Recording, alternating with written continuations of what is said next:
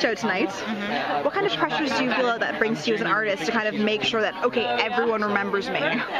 You know, I felt more pressure, I think, at the beginning of the show to kind of just bring it and kind of start off the show with a bang so that everybody else can kind of feel that energy and all the other performances could be awesome, you know?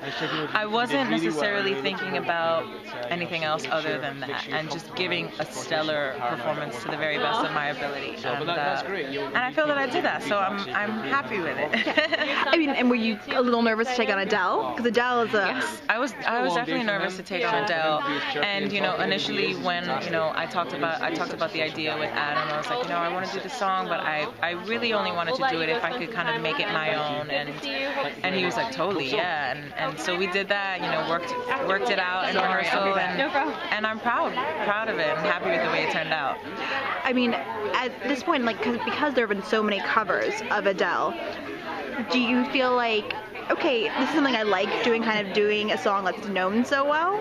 Or is it kind of like, maybe next week I want to try something that's a little bit more like, like Grace Potter, for instance? Well, I feel like I kind of just wanted a different challenge, and I'm always looking for an interesting and challenging thing to do. I feel like art should be challenging, and it should kind of make people think twice about what they're watching and what they're listening to, and so I kind of always reach for that. Not necessarily the shock value of it, but just to kind of make people think and move people, and so that was why I took this song on. Not necessarily because I want to do that all the time, but just because I felt like it would be a really awesome thing to do, and if we could pull it off, that it would be stellar. So.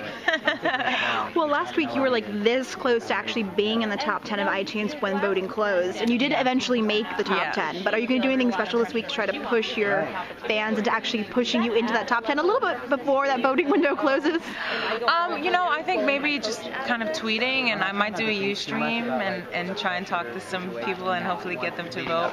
But I really think that at the end of the day, the music kind of speaks for itself and the performance speaks for itself, and hopefully that'll be enough. So.